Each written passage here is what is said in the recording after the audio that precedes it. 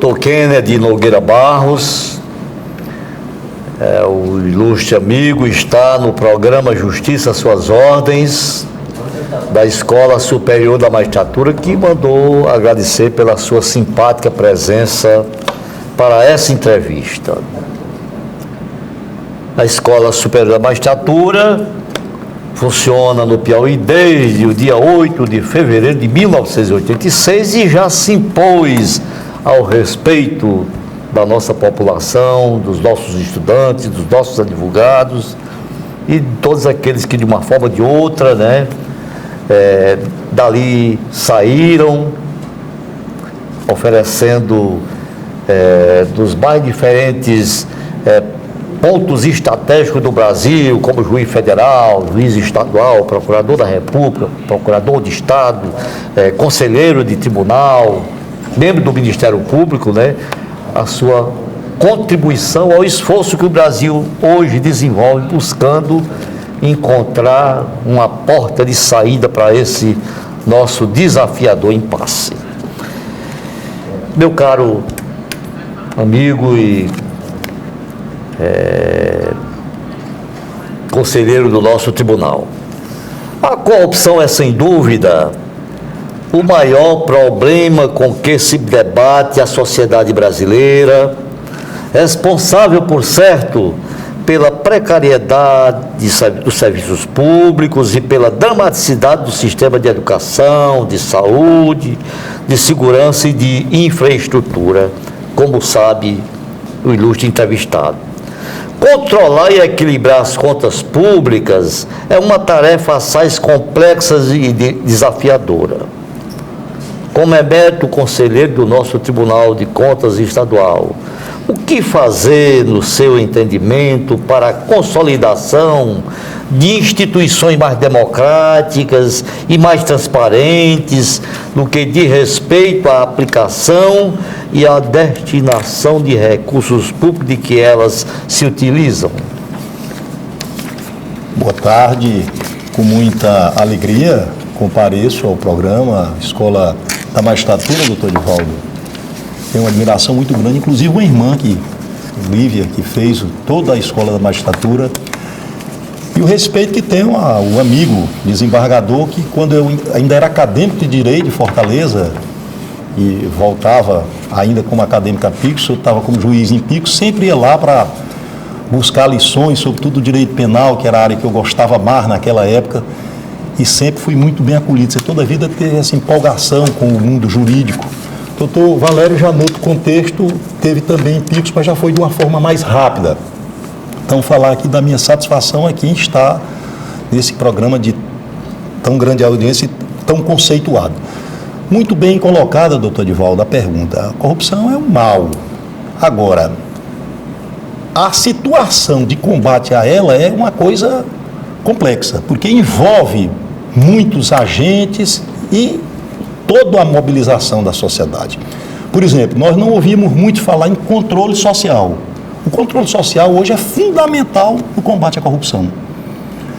No que pese os agentes públicos, justiça, ministérios públicos nas suas mais variadas formas, tribunais de controle externo, sem a participação da população neste combate, nós não vamos chegar a um resultado tão desejado, que é a eficiência total da boa aplicação do recurso público. Você tem uma ideia, e assim, a informação que eu vou dar pode parecer que demonstra assim, a falência dos órgãos de controle. Na realidade, não. De cada R$10 desviado no país, só 3% retornam aos cofres públicos. Há de se perguntar, então quer dizer que há uma ineficiência, uma deficiência muito grande nos órgãos de combate, de forma alguma. Porque a corrupção, uma vez sacramentada, o retorno desses recursos desviados não é de muita facilidade, não é com muita facilidade. Eles vão para o nome de laranja, gastos em campanhas eleitorais, não é muito fácil, paraísos fiscais. Então, o foco hoje tem que ser no acompanhamento concomitante, ou seja, há de se impedir o desvio, é o que se chama de acompanhamento concomitante para impedir com que haja, doutor Valério, o desvio de recursos. Se nós conseguirmos essa eficiência, nós chegaríamos, assim, seguramente a melhores resultados. No decorrer da entrevista, seguramente nós vamos especificar esses pontos de forma mais detalhada. Como fazê-lo? Por exemplo, controle interno. Não se via falar muito em controle interno. Um órgão que tem controle interno eficiente vai ter problema? É pouco provável. Só se fala em controle externo quando o controle interno ou inexiste ou é deficiente. O controle interno, feito por uma equipe de acompanhamento qualificada, com a seleção dos quadros em concurso público, vai ser já um acompanhamento para e passo naquela instituição, naquele órgão, da aplicação dos recursos públicos. O controle social, que é o agente de parceria com os órgãos de controle, é outro, como eu citei no item, na primeira pergunta.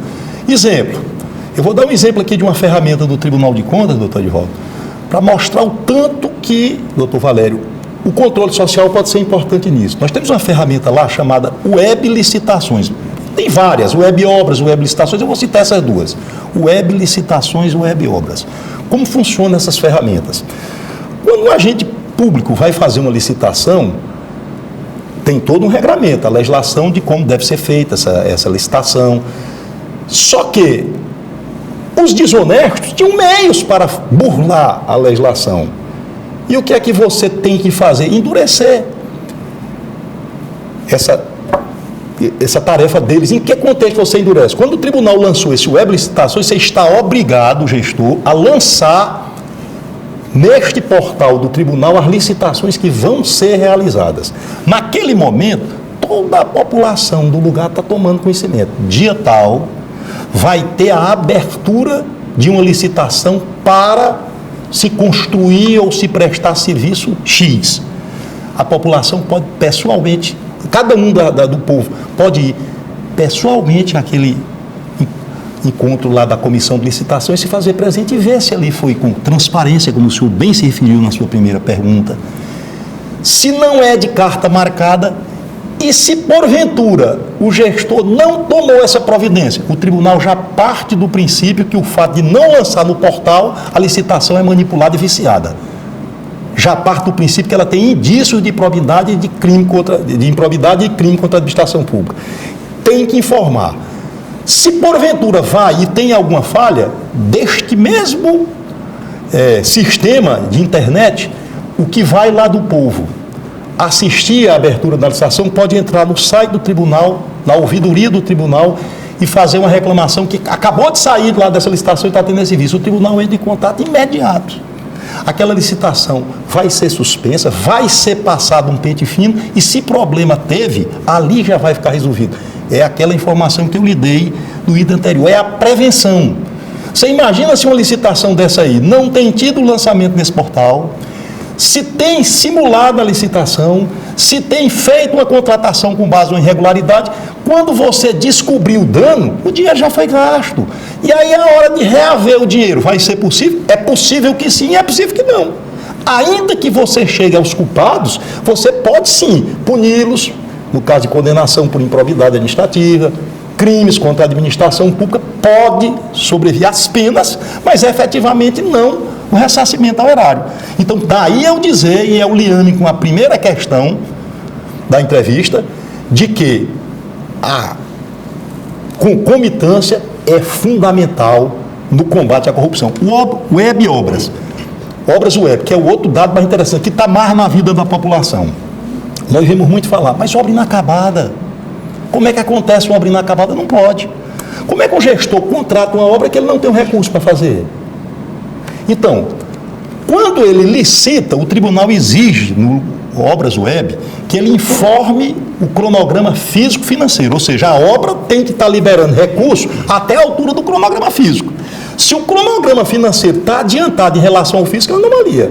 Nesta hora, o tribunal entra, bloqueia a conta, notifica a parte contratante e contratada para colocar cronograma físico à altura do financeiro. Eu lhe pergunto, se estas providências não acontecessem, aí seguramente chegaria-se a um processo de improbidade, um criminal depois de inquérito policial e tudo, pergunta, que redunda-se em penalidade, sim, no campo penal, no campo da improbidade, mas na questão do dano erário, é possível que não mais. Então eu digo, esta história do acompanhamento é tranquila. E a população, mais uma vez, doutor Divaldo, eu mastigo bem, entra nisso onde?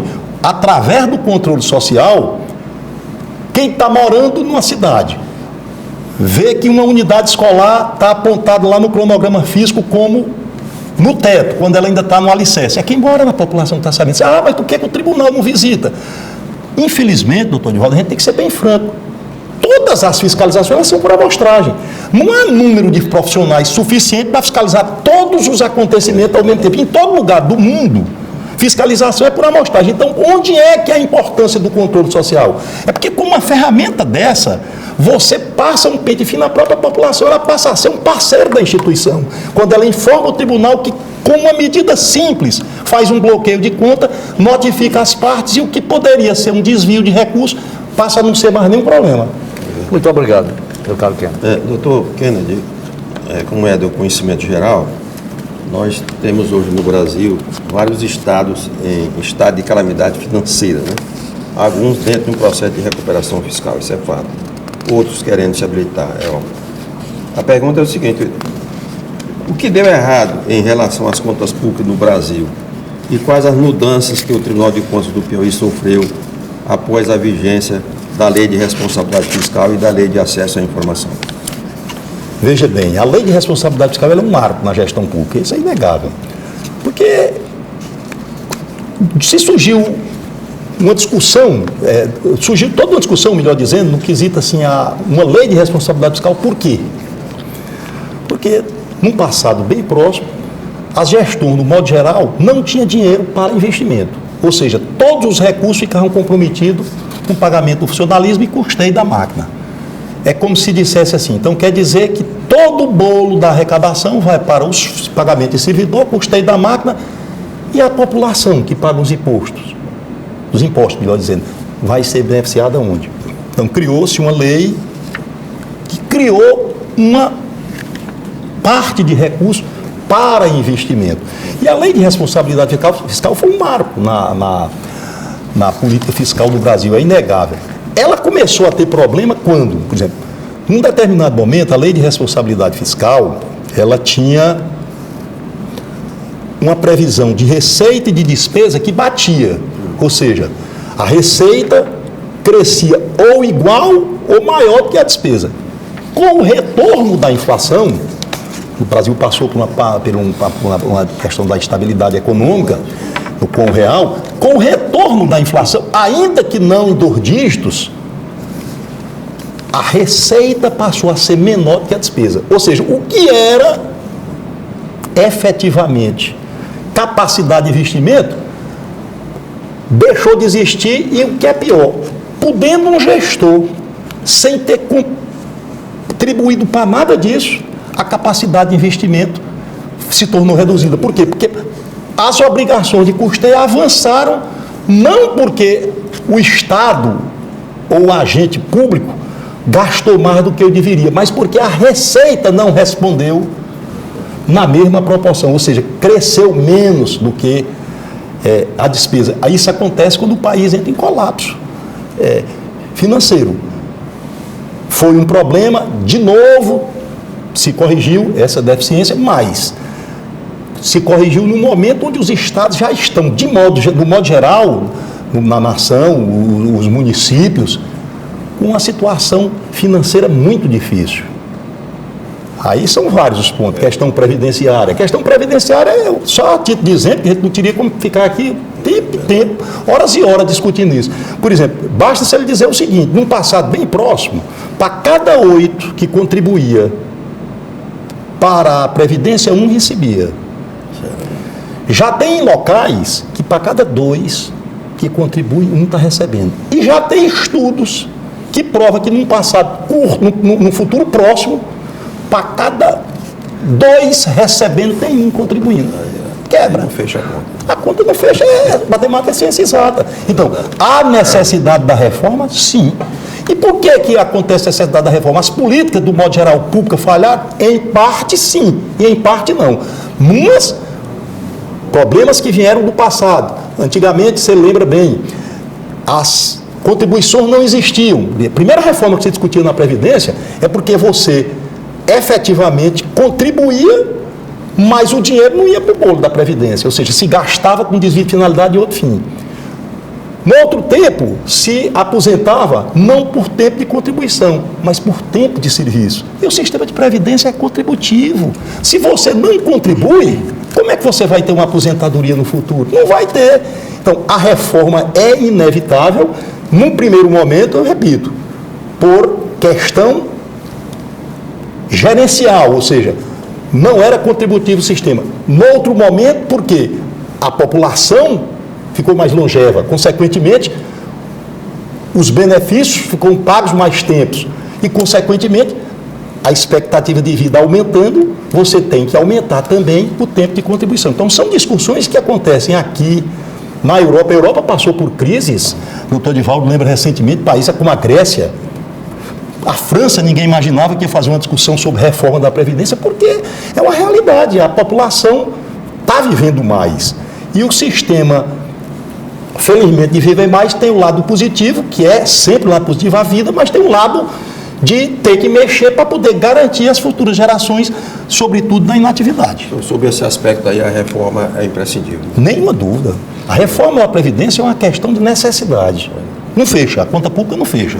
Temos agora um intervalo, voltaremos a seguir.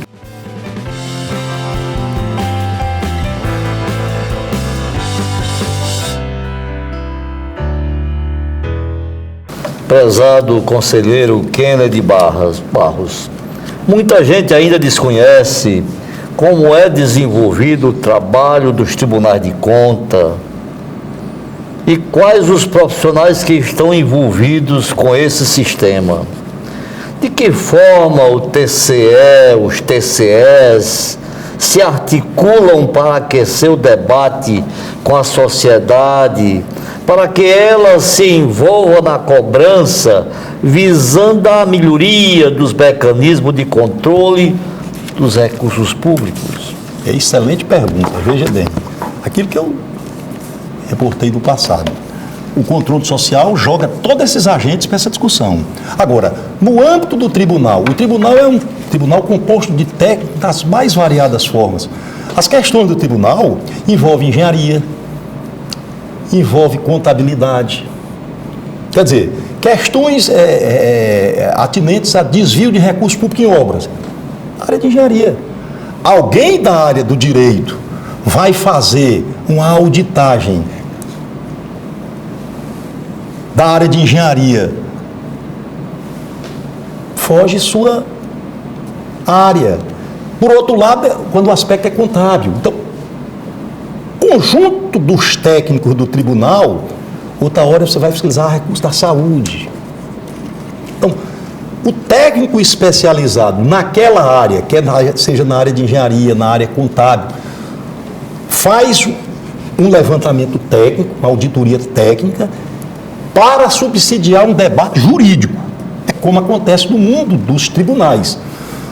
Estou aqui da presença de dois brilhantes desembargadores. Quantas questões no âmbito da justiça, vai, por exemplo, para o campo da medicina legal, são laudos médicos que orientam as decisões jurídicas, mas elas sempre são bem embasadas no conhecimento científico. Não é um juiz, um profissional do direito que vai se debruçar e se aprofundar a fundo numa matéria científica. Claro que ele vai ter um conhecimento específico, tem a disciplina medicina legal, mas ela é superficial no quesito aprofundamento da análise em si. Então, este embasamento nas diversas áreas, com esse engajamento dos diversos setores, os ministérios públicos, nas suas mais variadas formas, Ministério Público Estadual, Ministério Público do Trabalho, Ministério Público Eleitoral, Ministério Público Federal, quer dizer, todos eles, com sua atuação junto a outros tribunais, tribunais de contas, CGE, CGUs, técnicos da Receita Federal, está muito falando hoje, está muito em regra, em voga falar essa discussão assim sobre COAF, técnico, noutra área, que auxilia no processo e como norteia bem o trabalho do magistrado, COAF. Aí nós já vamos para a Previdência Social, quando você vai ouvir o INSS, ou, no caso aí, a Previdência Estadual. Para quê? Para se posicionar sobre aspectos específicos e, consequentemente, se chegar à verdade real do que se busca. Então, sendo bem objetivo, os tribunais de contas, doutor Diogo, só vão dar essas respostas à sociedade no dia que eles se tornarem cada vez mais comprometidos com a população, se tornando e se fazendo respeitados por essa população e, sobretudo, demonstrando que são instituições técnicas. A partir do momento que você impõe na sociedade esse respeito, a população vai acreditar e o resultado vai aparecer. Muito obrigado. Doutor Kennedy, a minha pergunta foi enviada por um telespectador, mas que eu vou ler aqui conforme ele me repassou pelo telefone. Maior prazer. Diz o seguinte: uma das críticas que sempre se ouvia em relação ao funcionamento do Tribunal de Contas era no que diz respeito ao tempo para julgamento das contas, 4 até 5 anos depois de prestada pelos gestores públicos. Atualmente, como funciona o processo de prestação de contas do Tribunal de Contas do Piauí? A forma eletrônica pela internet já está em prática? Excelente pergunta.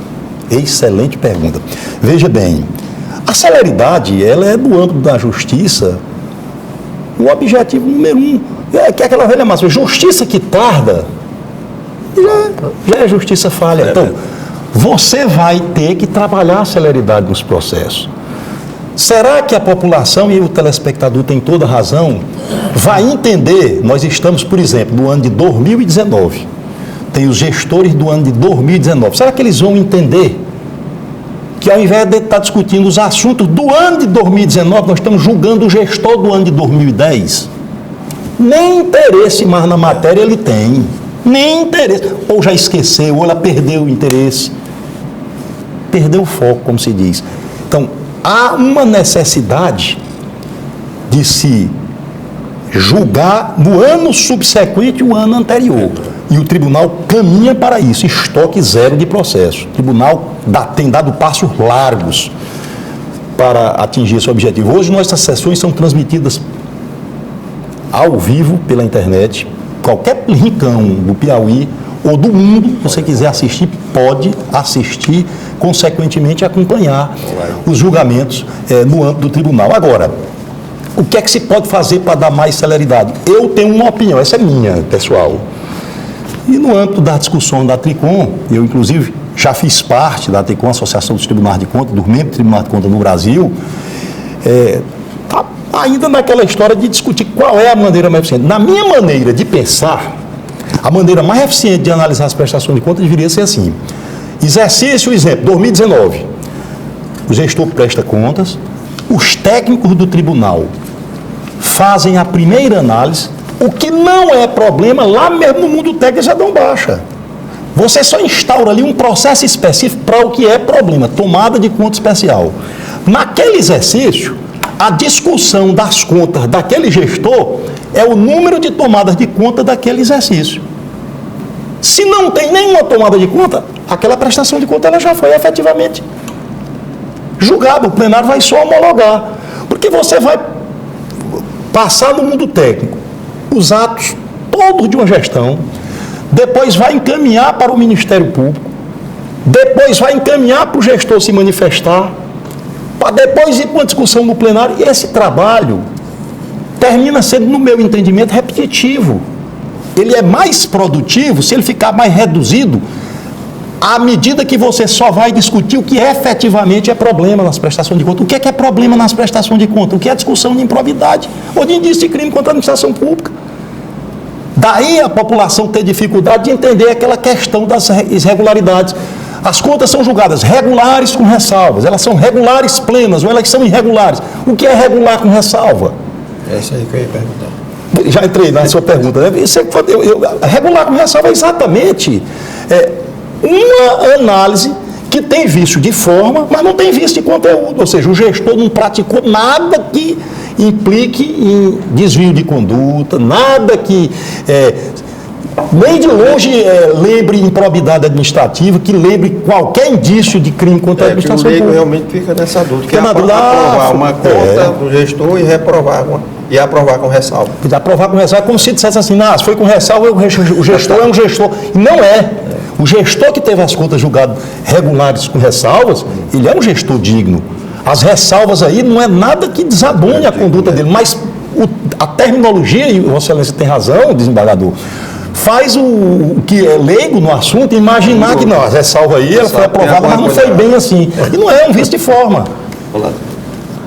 Meu caro amigo Kennedy Barros, né?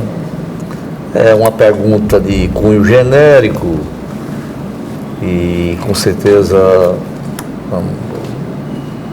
o entrevistador vai nos responder com a capacidade, o discernimento e a percussiência que ela realmente exige neste momento.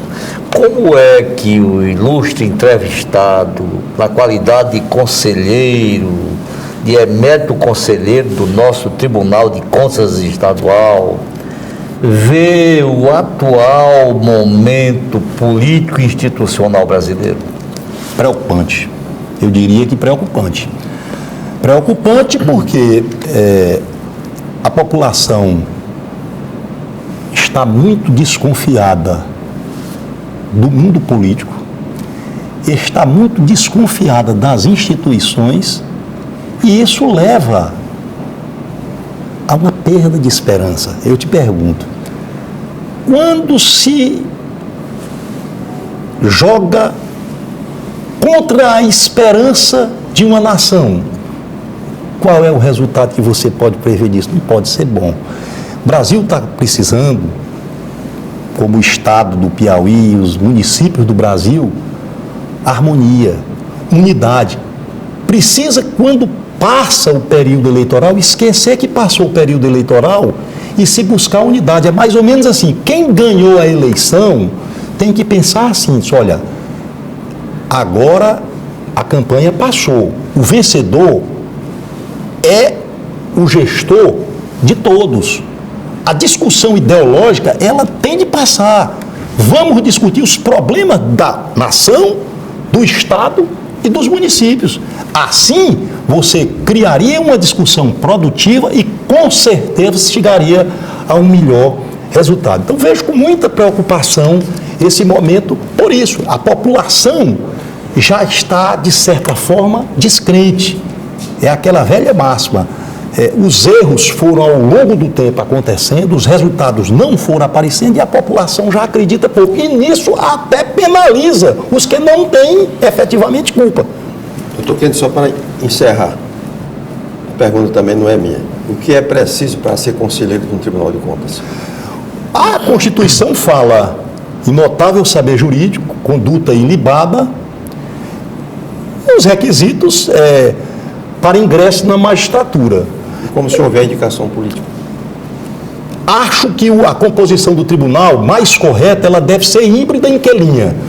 Porque há de se ter aquele que tem experiência no mundo da vida prática, da gestão, e aquele que tem conhecimento do mundo técnico.